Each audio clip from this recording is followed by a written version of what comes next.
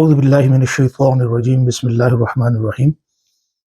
آپ حضرات جانتے ہیں کہ ہم سورہ البقرہ کی نحوی اور صرفی تحلیل کر رہے ہیں، اور آج کے سیشن کی ابتدا ہوگی آیت نمبر 19 سے۔ لیکن تحلیل کرنے سے پہلے عربی زبان کے قواعد کے اوپر ایک سرسری سی نظر ہم دوڑاتے ہیں۔ تو آج ہمارے پاس جو چارٹ ہے آپ کے سامنے مؤنث مخاطب کا، تو ہم نے دیکھنا ہے کہ مؤنث مخاطب کا صیغہ جب فعل ماضی میں داخل ہوتا ہے تو کیا شکل اختیار کرتا ہے، اور جب اس کو ہم فعل مضارع میں لے کر آتے ہیں تو اس کی شکل کیا ہوتی ہے، اس کے معنی کیا ہوتے ہیں، اس کی اعرابی حالت کیا ہوتی ہے۔ تو آپ جانتے ہیں کہ فعل ماضی جو مبنی ہے، اور فعل مضارع میں دو صیغوں کے علاوہ باقی سارے صیغے جو ہے معرب ہیں۔ تو آپ کے سامنے ہے چارٹ مؤنث مخاطب، ایک سائڈ پہ میں نے واحد، تثنیہ اور جمع لکھا ہے، اور اس کے بعد فعل ماضی ہے اور ساتھ ہی فعل مضارع ہے۔ تو ملاحظہ کیجئے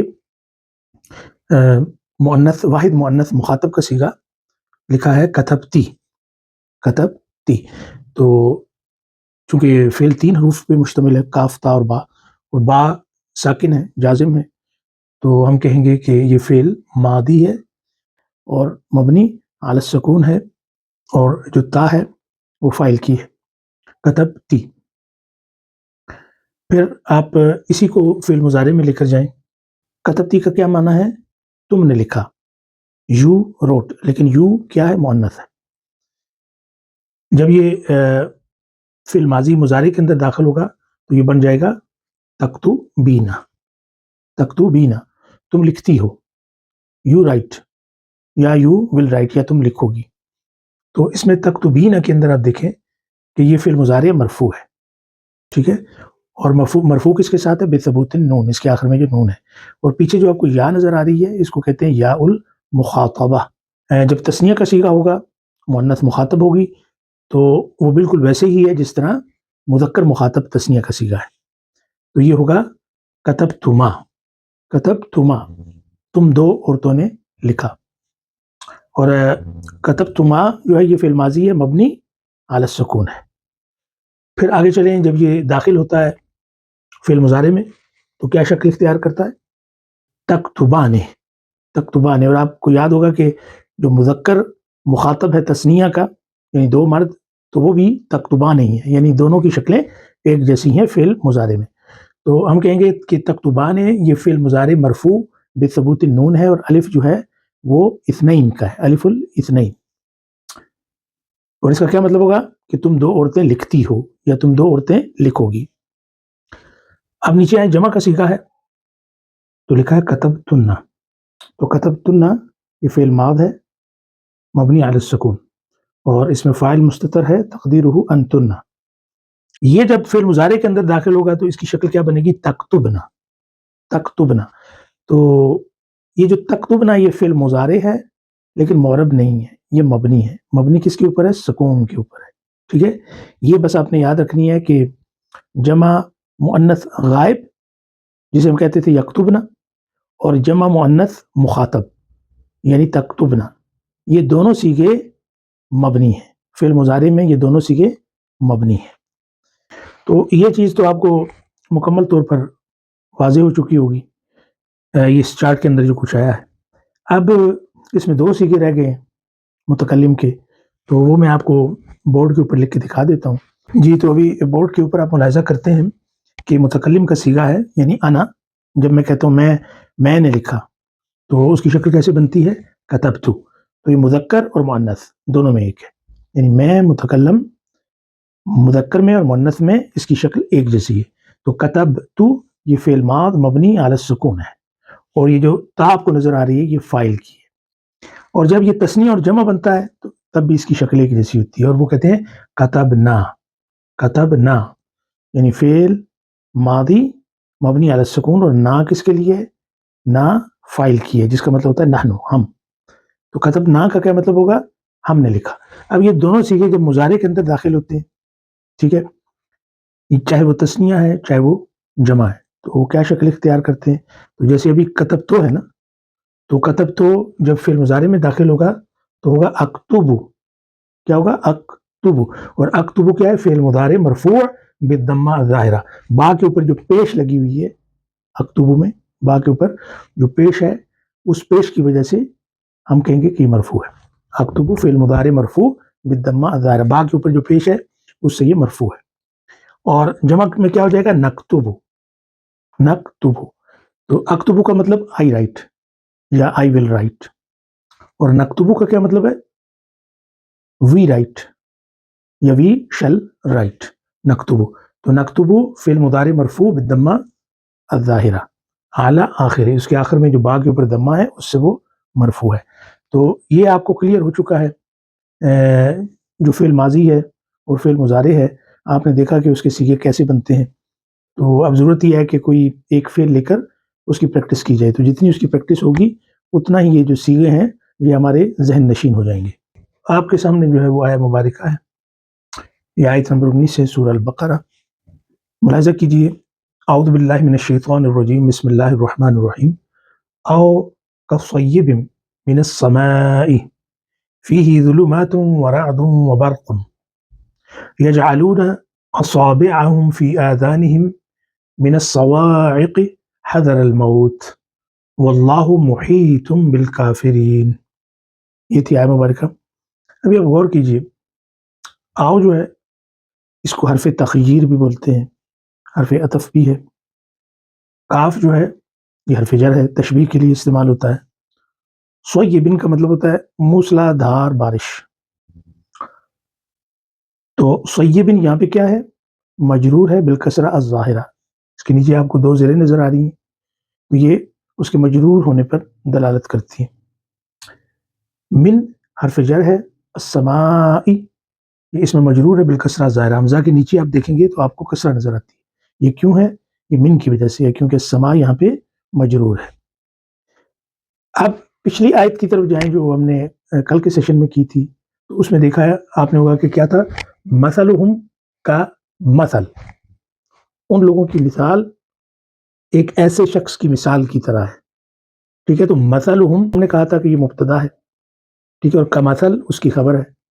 تو یہ وہیں سے چلا آ رہا ہے، یعنی مثلہم وہ پیچھے پچھلی آیت میں ہے، تو یہاں پہ اب اس آیت میں آئے کصیبن، مطلب ہے کہ ان کی مثال کس طرح ہے؟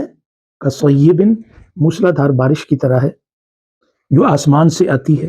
اب غور کریں، فی ہی ظلمات، اب فی حرف جر ہے، ہو ضمیر متصل ہے، مبنی ہے اور محلاً مجرور ہے.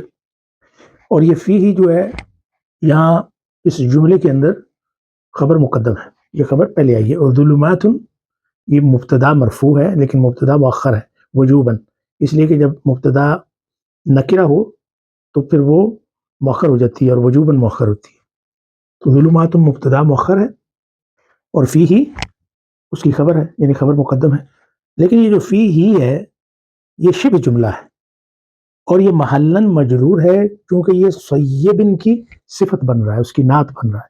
تو چونکہ صیبن مجرور ہے اس لیے ہم کہیں گے کہ یہ جملہ فی ہی شبہ جملہ یہ محلاً مجرور ہوگا کیونکہ یہ صیبن کی نعت ہے، اس کی صفت ہے. فی ہی ظلمات، تو ظلمات کیا ہوا؟ مبتدا مؤخر، واو عطف کی ہے. رعد آپ نے دیکھا کہ یہ معطوف ہے کس کے اوپر؟ ظلمات، ظلمات ان کے اوپر یہ معطوف ہے. تو یہ رعد جو ہے یہ مبتدا ثانی ہے، یہ دوسری مبتدا ہے مؤخر. وبرق واو پھر عطف ہے اور برق کس کے اوپر معطوف ہے؟ رعد کے اوپر. تو برق جو ہے یہ مبتدا مؤخر ثالث ہے، یہ تیسری مبتدا ہے. تو آپ نے دیکھا کہ ظلمات رعد برق، تو یہ سارے کے سارے مرفوع ہیں چونکہ یہ مبتدا واقع ہو رہے ہیں. مرفوع کس کے ساتھ ہیں؟ ضمہ کے ساتھ ہے.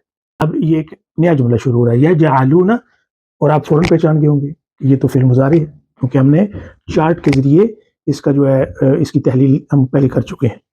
تو یجعلون فعل مضارع مرفوع بثبوت النون ہے، اور واو کس کا ہے؟ واو الجماعہ یہ فاعل کی ہے. یجعلون فی آذانہم، فی حرف جر ہے، آذان اذن کی جمع ہے کان، اور آپ دیکھیں آذانہ نون کے نیچے زیر لگی ہے چونکہ یہ مجرور ہے فی کی وجہ سے اور مضاف بھی ہے، مجرور ہے اور مضاف بھی ہے. ہم یہ ضمیر متصل ہے اور یہ مبنی ہوتی ہے اور محلاً یہ مجرور ہے کیونکہ یہ مضاف الیہ ہے، مضاف الیہ. فی آذانہم پھر من من کیا ہے؟ حرف جر ہے. الصواعق آپ نے دیکھا کاف کے نیچے زیر ہے اور یہ مجرور ہے بالکسرہ الظاہرہ. ویسے اگر دیکھیں تو صواعق کا جو لفظ ہے ممنوع من الصرف ہے، لیکن ممنوع من الصرف کوئی بھی کلمہ جب اس کے اوپر ال داخل ہوتا ہے یا وہ مضاف بنتا ہے تو پھر وہ اس کے نیچے زیر جر کی صورت میں لگائی جا سکتی ہے. تو یہ الصواعق چونکہ معرف باللام ہے تو اس لیے اس نے زیر لے لی ہے، ورنہ ممنوع من الصرف کے اندر زیر نہیں آتی. تو الصواعق مجرور بالکسرہ الظاہرہ. حذر الموت، یہ حذر کیا ہے؟ اس کے اوپر آپ نے دیکھا کہ زبر لگی ہوئی ہے. کیوں لگی ہے؟ کیونکہ یہ اس کو کہتے ہیں مفعول لاجلہ، مفعول لاجلہ. تو حذر کہیں گے منصوب کیونکہ یہ مفعول لاجلہ ہے اور یہ مضاف ہے. الموت یہ مضاف الیہ ہے اس لیے مجرور ہے، تا کے نیچے زیر ہے. من الصواعق حذر الموت. اب دیکھیں واللہ محیط بالکافرین، یہ ایک نیا جملہ ہے اس لیے ہم کہیں گے کہ واو جو ہے وہ استئنافیہ ہے. اللہ مبتدا مرفوع بالضمہ ظاہرہ، چونکہ یہاں پہ مبتدا یہ آ رہا ہے اس لیے اس کے آخر میں پیش ہے، اس میں جلالہ ہے مرفوع بالضمہ ظاہرہ. محیط یہ خبر ہے اور مرفوع ہے بالضمہ ظاہرہ جس کے اوپر آپ کو یہ تنوین نظر آ رہی ہے. با حرف جر ہے اور الکافرین اس میں مجرور ہے بالیا. یا کے ساتھ کیوں ہے؟ چونکہ آپ نے پڑھا ہے کہ جمع مذکر سالم رفع حالت اس کی واو کے ساتھ ہوتی ہے، اگر رفع ہوتی تو تھا کافرون، اور نسبی اور جری حالت اس کی یا کے ساتھ ہوتی ہے تو اس لیے ہے بالکافرین. تو ہم کہیں گے الکافرین مجرور بالیا لأنہ جمع مذکر سالم. اس کا ترجمہ ہم کرتے ہیں تو ان کی مثال ایک موسلا دھار بارش کی طرح ہے جو آسمان سے برستی ہے. فیہ ظلمات اس میں اندھیرا ہوتا ہے، رعد و برق گرج اور چمک ہوتی ہے، اور وہ لوگ اپنے کانوں میں اس گرج چمک کی وجہ سے اور موت کے ڈر سے اپنے کانوں میں انگلیاں ٹھونستے ہیں. اور اللہ کافروں کو گھیرے میں لیے ہوئے ہے. یہ تھا اس کا ترجمہ. جی تو اگلی آیت ملاحظہ کیجیے. یکاد البرق یخطف ابصارهم کلما اضاء لهم مشوا فیہ وَإِذَا أَظْلَمَ عَلَيْهِمْ قَامُوا وَلَوْ شَاءَ اللَّهُ لَذَهَبَ بِسَمْعِهِمْ وَأَبْصَارِهِمْ إِنَّ اللَّهَ عَلَى كُلِّ شَيْءٍ قَدِيرٌ. تو یہ جو یکادو ہے اس کو فعل ناقص کہتے ہیں، جیسے کانا ہے نا تو اسی طرح یکادو کادا یکادو یہ فعل ناقص ہے. اور جو البرق ہے وہ اس کا اسم ہے. البرق اسم کادا مرفوع بالضمہ الظاہرہ. یخطف یہ فعل مضارع مرفوع بالضمہ الظاہرہ اور فاعل مستتر تقدیرہ ہوا. تو یخطف یہ پورا ایک جملہ ہے نا، اور یہ پورے کا پورا جملہ خبر بن رہا ہے قادا کی، اور قادا کی جو خبر ہے وہ کانا کی طرح منصوب ہوتی ہے. تو ہم کہیں گے کہ والجملہ محلا منصوب لأنہ خبر قادا، کیونکہ وہ قادا کی خبر ہے. ابصارہم یہ جو ابصار ہے یہ بصر کی جمع ہے، اور را کے اوپر زبر کیوں ہے؟ کیونکہ یہ مفعول بہ منصوب ہے اور ساتھ ہی یہ مضاف ہے. ہم ضمیر متصل مبنی ہے اور محلاً مجرور ہے چونکہ مضاف الیہ واقع ہو رہی ہے. اب دیکھیے جی کلما، تو یہ دو الگ الگ ہیں. کل الگ ہے، ما الگ ہے، اور ان کو اکٹھا کر کے لکھا گیا ہے. تو یہ جو کل ہے اس کے اوپر آپ کو زبر نظر آ رہی ہے فتح. یہ کیوں ہے؟ کیونکہ یہ ظرف زمان ہے، ظرف زمان منصوب. اور ما کیا ہے؟ ما المصدریہ، ما المصدریہ اور محلاً مجرور ہے چونکہ یہ کل کا مضاف الیہ ہے.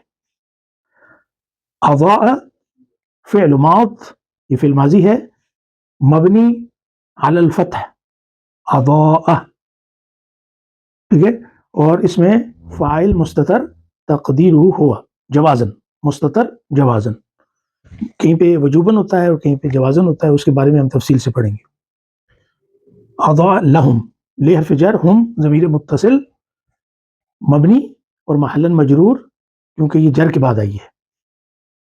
مشوا فیہ، مشا یمشی مشا کا مطلب وہ چلا، اور یمشی وہ چلتا ہے، اور اس کے جو اعراب ہیں وہ خلاؤں کی طرح ہوں گے جو ہم نے کل پڑھا تھا، تو اس میں آپ دیکھ لیں کہ اس کا پورا میں نے تجزیہ کیا تھا. کہیں گے مشاؤ جو ہے یہ فعل ماض مبنی علی الضمہ المقدرہ علی الالف للتعذر، کیونکہ اس کے آخر میں مشا جو ہے اس کے شین کے بعد الف مقصورہ ہے نا، تو الف مقصورہ کے اوپر پیش تو نہیں آ سکتی، تو اس لیے ہم نے کہا ہے کہ وہ ضمہ جو ہے وہ مقدرہ ہے. ٹھیک ہے، مشاؤ. اور یہ جو واو ہے واو الجماعہ ہے، فاعل کی ہے، اور اس کے بعد جو الف ہے یہ الف الفارقہ ہے. مشاؤ فی حرف جر ہے، اور ہو ضمیر متصل ہے، مبنی ہے اور محلن مجرور ہے. آگے چلیں جی. وا یہ عطف کی ہے. اذا کیا ہے؟ حرف شرط ہے. ٹھیک ہے، خافض لشرط ہی اس کو بولتے ہیں، اور مبنی ہوتا ہے. مبنی کس کے اوپر ہے؟ سکون کے اوپر ہے، اس لیے کہ اذا کا جو الف ہے وہ ساکن ہے. اظلم فعل ماض مبنی علی الفتح وفاعل مستتر تقدیرہ ہوا جوازا، مستتر جوازا. اعلی حرف جر، ہم ضمیر متصل مبنی محلن مجرور، کیونکہ حرف جر کے بعد آیا ہے. قاموا یہ فعل ماض مبنی علی الضمہ واو للجماعہ اور الف الفارقہ، اور یہ جواب الشرط ہے. قاموا اس کو کہیں گے کہ یہ جواب الشرط ہے. پھر دیکھیں واو یہ عطف کی ہے. لاؤ اس کو کہتے ہیں حرف امتناع للامتناع، اور یہ حرف شرط ہے. شاء اللہ، شاء فعل و ماض مبنی علی الفتح، اللہ اسم الجلالہ فاعل مرفوع بالضمہ الظاہرہ. لا ذهب، یہ جو لا یہ توکید کے لیے حرف توکید ہے. ذهب فعل ماض مبنی علی الفتح وفاعل مستتر جوازا تقدیرہ ہوا. بسمعہم بے حرف جر، سمع اسم مجرور بالکسرہ الظاہرہ، سمع عین کے نیچے زیر ہے با کی وجہ سے، اور یہ مضاف ہے. ہم ضمیر متصل مبنی اور محلن مجرور کیونکہ یہ مضاف الیہ ہے. واو پھر عطف کی ہے. ابصار، ابصار کیا ہے؟ بصر کی جمع ہے، لیکن ہے ابصارہم، را کے نیچے زیر ہے. کیوں ہے؟ کہ یہ معطوف ہے سمع کے اوپر، با کا اس کے اوپر اثر ہے جار کا، حرف جر کا. تو ابصار و ابصارہم، ابصار مجرور معطوف ہے اور مجرور ہے بالکسرہ ظاہرہ، مضاف ہے. ہم ضمیر متصل ہے مبنی ہے محلن مجرور ہے کیونکہ یہ مضاف الیہ ہے. آگے چلیں جی. ان اللہ علی کل شیء قدیر، ان کیا ہے؟ حرف ناسخ، اور حرف ناسب بھی اس کو بولتے ہیں، اسم کے اوپر داخل ہوتا ہے اور اس کو نصب دیتا ہے. ان اللہ ہا، اب ہا کے اوپر زبر ہے. آپ نے دیکھا تھا اس سے پہلے تھا ولو شاء اللہ، چونکہ وہاں پہ فاعل واقع ہو رہا تھا، اور یہاں پہ یہ ان کا اسم ہے اور ان کا اسم منصوب ہوتا ہے، اس لیے اس کے اوپر زبر آئی. ہم کہیں گے اللہ اسم جلالہ اسم ان منصوب بالفتحہ الظاہرہ. اعلیٰ کل شیء، اعلیٰ حرف جر، کل اسم مجرور بالکسرہ الظاہرہ اور مضاف بھی ہے. شیء، شیء مضاف الیہ مجرور بالکسرہ الظاہرہ، شیء کے نیچے جو زیر ہے اس کی اضافت کی وجہ سے کہ وہ مضاف الیہ ہے. قدیر یہ دراصل خبر ہے. کس کی خبر ہے؟ انا کی. اور انا کی خبر کیا ہوتی ہے؟ مرفوع، اس لیے یہ مرفوع ہے، اس کے اوپر تنوین لگی ہوئی ہے، پیش ہے، ضمہ ہے. ٹھیک ہے، تو ہم کہیں گے قدیر خبر انا مرفوع بالضمہ الظاہرہ. اور یہ جو علی کل شیء ہے یہ کس سے متعلق ہے؟ خبر سے متعلق ہے. یہ تو اس کی ایک اعرابی صورتحال تھی جو میں نے آپ کے سامنے پیش کی. زیادہ ہم اس میں ڈیٹیل کے اندر یا گہرائی میں نہیں گئے تاکہ جو آسان قواعد ہیں ان کو سمجھا جا سکے. اور آپ کو پتہ ہے جب قواعد سمجھ میں آ جائیں تو پھر ترجمہ جو ہے وہ آسان ہو جاتا ہے. تو اب ہم اس کا ترجمہ کرتے ہیں. یکادو کا مطلب قریب ہے، قریب ہے کہ بجلی، البرق چمک، بجلی. یخطف ابصارہم ان کی بصارتوں کو، ان کی دیکھنے کی جو صلاحیت ہے اس کو اچک لے. کلما جب کبھی بھی، اضاء لہم وہ چمک پیدا ہوتی ہے ان کے لیے، روشنی ہوتی ہے ان کے لیے، مشاؤ فیہ اس میں وہ چلنا شروع ہو جاتے ہیں چونکہ وہ چیزیں نظر آتی ہیں نا. تو یہ تجربہ تو آپ نے کیا ہوگا کہ صحرا میں، جنگل میں یا کھلی روڈ کے اوپر آدمی چل رہا ہو اور اندھیرا ہو تو جب بجلی آسمان کے اوپر چمکتی ہے تو ہر چیز روشن ہو جاتی ہے اور نظر آنے لگتی ہے. تو جب وہ بجلی چمکتی ہے تو وہ اس میں چلتے ہیں. وہ اذا اظلم علیہم، اور جب ان کے اوپر اندھیرا ہو جاتا ہے، قاموا، تو وہ کھڑے ہو جاتے ہیں، ان کو راستہ سجائی نہیں دیتا، ان کو پتہ نہیں چلتا کہ آگے کیا ہے، کہیں گڑا ہی نہ ہو اس میں گر جائے، تو وہ کھڑے ہو جاتے ہیں. جب اندھیرا ہوتا ہے تو کھڑے ہو جاتے ہیں، جب روشنی آتی ہے تو وہ چلتے ہیں. اگر اللہ چاہتا، ولو شاء اللہ، اگر اللہ چاہتا، لا ذهب بسمعهم وابصارهم، تو ان کی سننے کی صلاحیت اور ان کی دیکھنے کی جو صلاحیت ہے وہ اللہ لے جاتا، یعنی ان کو اس سے محروم کر دیتا.